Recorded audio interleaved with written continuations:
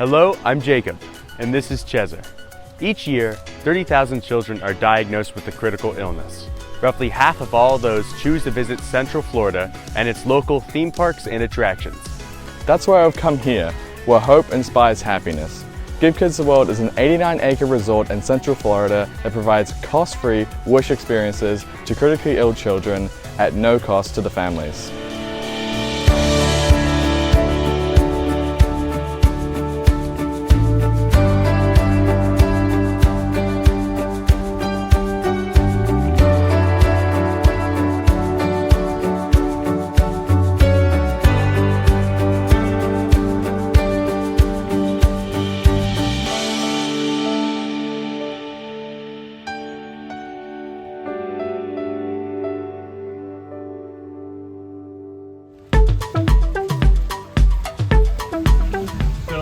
Start here at the mini golf course. Mark's Dino Putt. Yet again, everything is named after which kid. This was a wonderful donation by a company. I would love for you all to try and take a guess at which company donated this space. Disney. No. Universal. Yes. What makes you think Universal? Jurassic Park. Jurassic Park, yes. It's in the Jurassic Park font and color scheme. So this was donated by Universal. What isn't here? Universal logo. Universal logo. Why not? Conflicting imagery. Not quite. Think of a children's hospital, right? And every time you step into one, it's like the Walt Disney World wing. It sort of adds like unnecessary branding to it, right? It makes the families feel like they're a product. Yeah. And you don't want this place to feel like charity. And so as we go throughout the different venues, each one was put on and sponsored and created by a different organization. There's no branding for any of them anywhere here across the 89 acres. The standard mini golf experience is not an accommodating experience. If you think of a mini golf course, there's like the giant volcanoes. You got a lot of steps that you got to climb. Putters are not wheelchair accessible at all. An experience like this stands out here because for some families, this is their first and only time playing mini golf. It's also not a cheap thing to play. So the entire course is wheelchair accessible. And then we also have wheelchair accommodated putters that have a bend in them so they can work around wheelchairs. To make up for the lack of terrain and sort of excitement with giant volcanoes, every hole has a different set of like animatronics or actuating props that help sort of elevate the experience. Very nice of Universal. A lot of our large partners really come in clutch, and when we make an ask or if they want to do something more, they really go all out. This is a cool space. There's RC boats that people like playing with, and the Legos are just like a very just tactile thing that people enjoy touching. Kelly's Sunny Swing was donated to us a couple years ago by Zamperla, which is a large ride manufacturer. They do a lot of the flat rides for Disney and Universal. They initially gave us to us after one of the IAAPA expos, and we had turned it down. It's not a very accommodating ride. If you look, it's all foot powered by those feet pedals. So we had turned it down and said, like, thank you for the offer, but we're gonna have to say no. Their CEO was really confused why we said no. We're like, well, it's not accommodating. It doesn't support a wheelchair. It doesn't support somebody with limited mobility from the waist down. So they took the ride back. They retrofitted it to make it accommodating. So you can see on the left over there, you have the wheelchair ramp. A wheelchair can just slide into that and fit. That also required a lot of additional like load balancing and reconfiguring a lot of the architecture for the attraction. But also, those foot pedals, kind of pesky things with a wheelchair. So they went through and they made 2 of them powered by hand cranks. So that way, if you do have limited mobility in your lower torso or your lower body, as long as you had in your torso some sort of mobility, you'd be able to control it on your side. When they donated this, they also made a promise that accessibility will be a forefront of all attractions they make from here forward. So a couple years later, when they donated the Sunny Swings, you can see there in the middle that there is a wheelchair ramp there.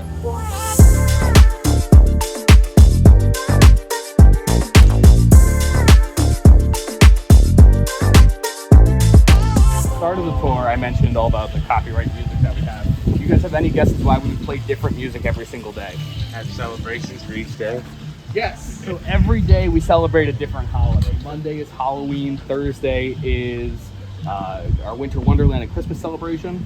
In addition to providing really cool experiences here, we're also making up for lost time for a lot of our families. A critically ill child in a hospital, they're not just there for a day, right? They're there for weeks, sometimes months, or even years. That has a toll not just on that child, the rest of the family, where they don't get to experience those holidays.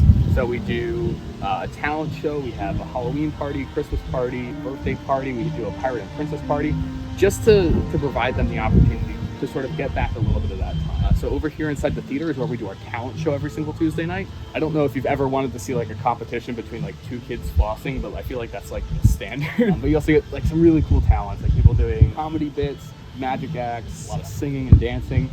So it's really cool that we provide them with that space. This is also just a regulation movie theater. If you think of a movie theater experience, it is not an enjoyable one for most people. It's expensive. Getting tickets is sort of a pain, especially if a new movie is just coming out. But then like the theater experience is just not a welcoming and inviting one to somebody that would have any sort of additional considerations needed or critical illness. This is a really cool opportunity for us to provide families with that theater experience, but making it Wish Kid centric. So we have a mayor. Mayor Clayton lives right over there. He has a 6-foot tall bunny rabbit. Occasionally you'll see him hopping around. Mayor Clayton, it's a little bit of a normal name for a rabbit. So you can see there's some pictures of him and his wife, Miss Mary. That's them with our founder, Henry Landworth, and then them with our current CEO, Pam Landworth. So is he like the main mascot? Mayor Clayton? Yeah. He's our mayor, you know. Every village needs a mayor.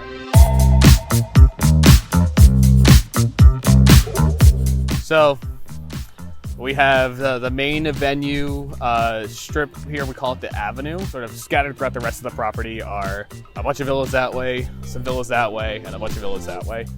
But then over there, we also have a 3-story tall tower, which has not just 2 bedrooms, but also 3-bedroom villas for families. A couple of years ago, when we were starting to build that building, we had the discussion that like these like individual villas is just not a sustainable model. The worst and best thing about our mission is that the number of children needing wishes is ever growing. So right now, our backlog is about 5,000 people deep, and those are like non-critical wishes, people that have been like pushed back because of like COVID closures and stuff, and that number is just ever growing. There's just always a much higher demand and need for those wishes to be granted. This is a new building we're working on. This is Mayor Clayton's Wonder Lab, which is a STEM facility, so science, technology, engineering, arts, and mathematics. So having a really cool tactile space where families of all abilities and all ages are able to do like really cool hands-on activities is a much needed addition here. Kids are going to be able to play with laser cutters, 3D printers, do all sorts of really cool interactive lab activities. In addition, Garner Holt, the animatronic maker for Disney and Universal, is donating an entire Animaker lab. So that's going to be things like Tiki Bird animatronics and humanoid animatronics that kids will be able to play with and program. In addition, this space is also going to house a parabolic 3D gaming space using Xbox adaptive controllers, which will feature a bunch of really cool activities, including a little Minecraft server you may have heard of called MC Parks, which is building a 1-to-1 scale recreation of Give Kids the World in Minecraft. Me speaking as MC Parks and Give Kids the World. So MC Parks has this really cool role in the mission of Give Kids the World, where we're able to provide families with a blueprint of what their experience in Orlando is going to look like days, weeks, and months ahead, right? Having Disney World, Universal, and the Village in Minecraft allows them to virtually plan out what they want to do, get excited for their trip, but also make sure that they're using their time optimally. That way they're not leaving and feeling like they're ever missing out on anything. But there's also a really cool opportunity for, after their wish, to have just this evergreen project that they can go and look at and always remember in like a virtual reality concept what the best week of their life was. You know, a lot of families come here and we'll fill out a survey at the end and we're like, what's the one thing you would improve upon? Or like, what's the one negative? And they always say the week just wasn't long enough. There wasn't enough time here, and I wish that this week could have lasted forever. Being able to provide an experience virtually to them isn't a direct parallel, but it allows them to have a peek back into that week that they've had. So we're really excited about that space and the future collaborations with different Minecraft projects. Over here is Twinkle Hope's Rockin' Spa. It was a space that was built and donated by Hasbro. Twinkle Hope is the custom Give Kids the World My Little Pony. 100% of her proceeds go back to the village and have gone towards maintaining and updating the spa. We have a really strong relationship with Hasbro. They do a lot for us, and Twinkle Hope is just one of those pillars of that relationship. In addition to that, we also do daily gift giving. So every single morning at every villa, you open up your door at the start of the day, and there is a different present for not just the Wish Kid, but every child of the family, and that's all donated by Hasbro. We are all a bunch of unmarried guys with full heads of hair. I cannot sympathize enough with a family of a little girl who had been going through chemo for years and has never had hair. This is also a space where kids get to play and decorate and dye and style wigs however they want. And that is a massive, monumental moment for families that for a lot of people that come into here, this is their favorite venue because of that, because it is a glimpse into normalcy that is just out of their control normally. So I spoke a little bit about our founder, Henry Landworth, earlier when we were talking about in the villa. Henry was a man that lived 4 distinct lives. He grew up in World War II Europe, was a Holocaust survivor, eventually moved to the United States, became a war veteran during the Korean War. So Henry was a Holocaust survivor, Korean War veteran, and then he moved after getting a college degree in hotel management. He moved to the east coast of Florida and was the hotel manager at the Starlight Inn. The Starlight Motel was where the original Mercury 7 astronauts stayed. So he became really good friends with them. And he also became like really, really good friends with Walter Cronkite. In fact, after running the Starlight Inn, him and a couple of the astronauts went on to own the Cape Colony Inn, which was a different hotel. Fast forward a couple of years, Walt Disney World's opening. He becomes a different hotel manager up in Orlando. At a small Holiday Inn. As Make-A-Wish starts sending Wish families to Orlando, he steps up and is like, hey, they can stay with me for free. 1986, there's a Wish child named Amy who has a room booked. He gets a call one day from Make-A-Wish saying, hey, you have that room booked for Amy. You can go ahead and unreserve it. We don't need it anymore. So he called back and was like, hey, what's up? Like, what's going on? Why don't you need that room? There just wasn't enough time. Unfortunately, she had passed away. In that moment, Give Kids the World was born. He had decided that there wasn't enough time should ever be an excuse for not fulfilling a wish. That bureaucracy and people and just red tape shouldn't exist in fulfilling the one wish of a critically ill child. And so in that moment, in a little back office of this Holiday Inn off 192, he formed Give Kids the World. A couple years later, they decided to expand out. So he bought this little parcel of land and created 12 dedicated villas. When they were first building the village, he wanted to get like some financing behind it and just rally some public support. So he reached out to a bunch of American heroes. Walter Cronkite actually went on national TV and did an entire special about Give Kids the World and the message and the mission that was being done here. And so we built Henry Starlight Scoops as homage to not just Henry, but also the Starlight Motel, which he was the manager of, and also just the astronauts, those American heroes that really helped get this place off the ground. Henry unfortunately passed only a couple years ago. Like I said, that man lived 4 full lives until his passing in 2018. So this here is a newer venue. This is Town Hall. This is a main like meeting and operating space for a lot of the different events that we do. And then a bunch of our offices are up on the 2nd floor, so I work up there. When we first opened, the main dining venue was over there behind you guys, the pink gingerbread house. It is significantly smaller than the rest of the building, so we outgrew it. So this was added in probably about 10 years ago or so. So we'll do a bunch of our parties here. You can see that the gobo lights are still set up for Christmas because they have little snowflakes on them. But up on the stage is where like Santa will meet, and then over here on the right is like the giant wall of toys. If you look up there, there's also confetti cannons that we can use. That must be fun to clean. Yeah. So yeah, this is a cool space. We also do like other different events in here. So later in April, we have Tony Baxter coming out here and doing a speaker series event where he's going to be talking about the creation of Epcot and then his role involving Frontierland and the creation of Big Thunder Mountain Railroad. And so we'll set this up as like an event venue with 300 seats in here and can use that for whatever we need for fundraising events. We also use it every single morning. Different parks and resorts will bring their characters out here every day. So Mickey Mouse comes out here and meets twice a week every morning. Universal brings some gaggle of their costume characters. Gatorland will do a reptile show, along with a couple other different things. So this carousel was donated by Vekoma. It was a carousel that they had obtained somehow from the early 1900s. It's the first ever wheelchair accessible carousel that was ever built. And if you think of a carousel, you usually have to like step up into it. So when they built it, they had to manufacture it to be into the ground for when they built the platform here. That way you could enter in a wheelchair at like an even level.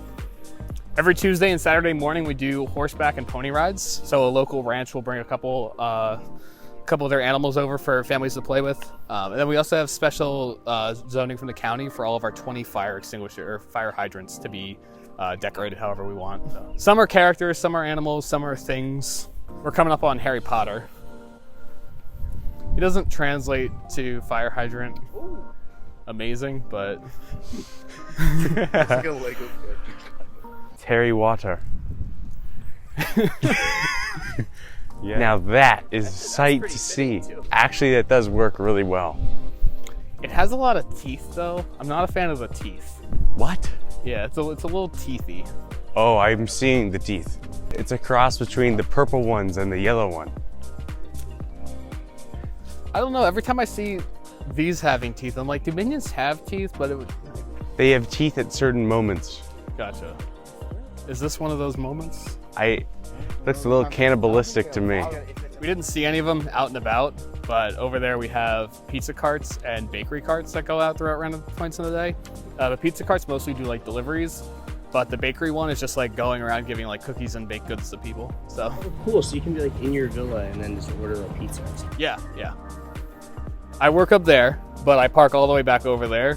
And I usually pass the cookie one like twice every morning walking in, and like the ultimate discipline to not be like, can I have one? Because it's not for me, but like they're right there.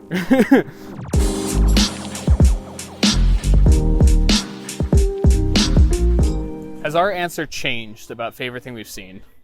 Mini golf. Mini golf? Okay. So think about mini golf, right? That is for everyone in the family. The focus of that is accessibility for the entire family. Everybody is able to enjoy that together. And what was your favorite? The pool. The pool. Accessible for everyone. It is an everybody activity. Super accessible. The point I want to drive home is everything I've shown you so far isn't just for the Wish Kid. It is for the entire family because the entire family is impacted by the critical illness. There is one little thing that is just involving the Wish Kid. When the family checks in, we give them a little gold star. We ask them to hold on to that star, and we say, we have a Star Fairy Stellar. We want you to decorate it with her. When you're done decorating it though, we're gonna ask for it back. We wanna watch over it. This is a very safe place. We feel like we're the people that should have this. We ask for those stars back. And so I'm going to show you guys a collection of those stars. Now keep in mind, over the past 37 years, 182,000 wishes have been granted here. So I'm gonna ask you guys to stop filming and we're gonna head inside.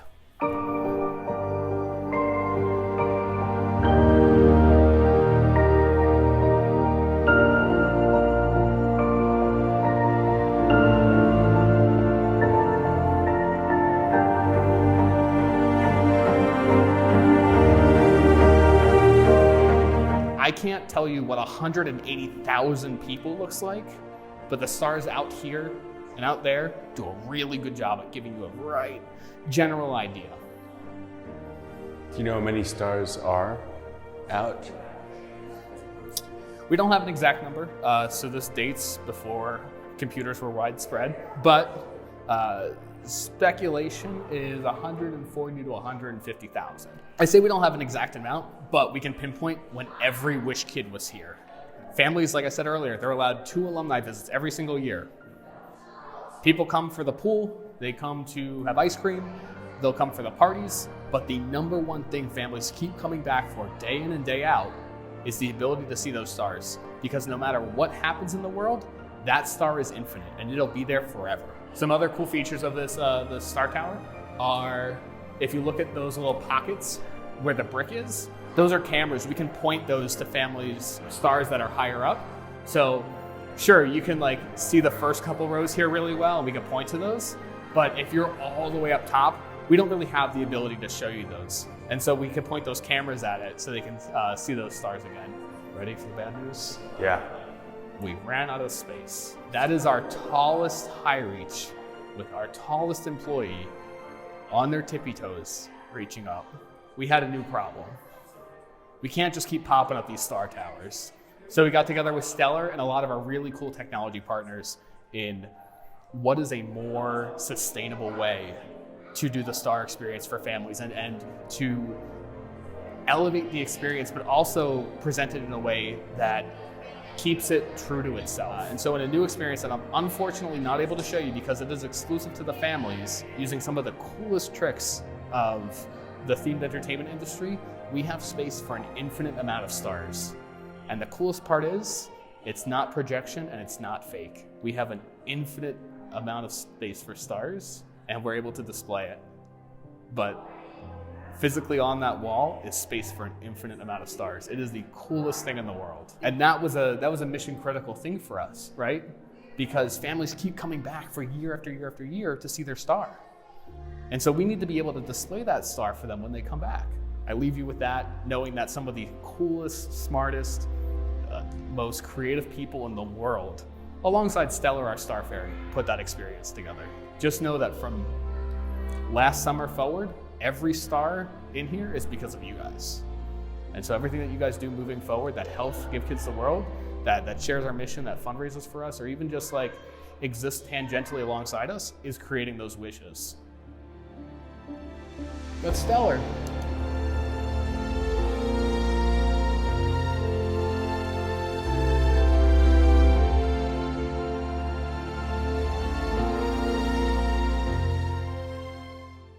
Stellar seems to have to deal with a lot of mosquitoes. Bees. Bees and mosquitoes. Yeah, you can see a lot of them in there. Some cool things about here. You guys are familiar with Disney's Animal Kingdom. There's carvings in the trees there. We have a couple carvings in the trees here. Like there is an alligator right there. You can see Cheshire Cat up top there. That's scary. And then there's a few more smattered around the inside of Ol Elmer. So when are you guys gonna make a big dark ride? That would be pretty cool. We got Wonder Lab on the brain right now, so that's our main focus. It'd be cool to have some additional things.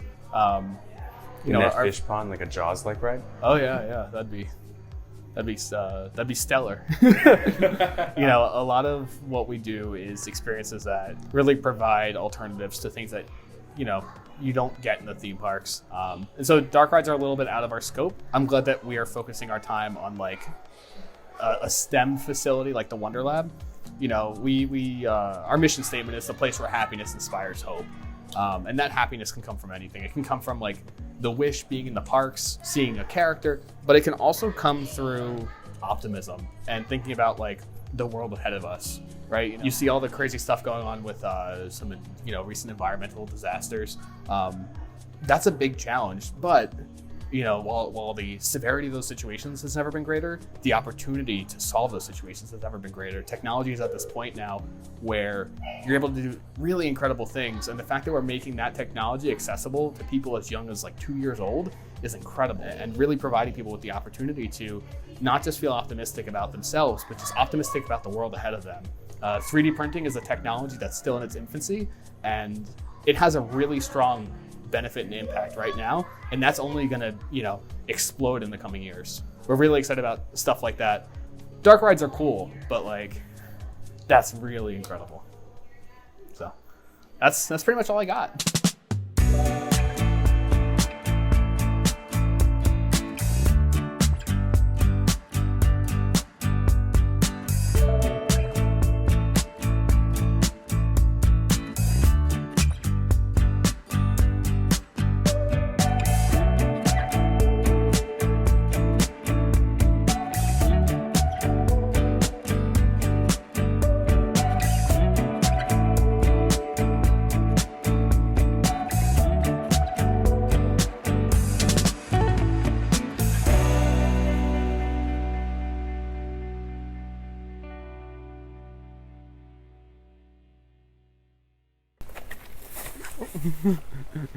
You good?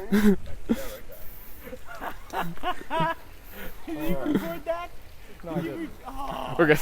Just watch out.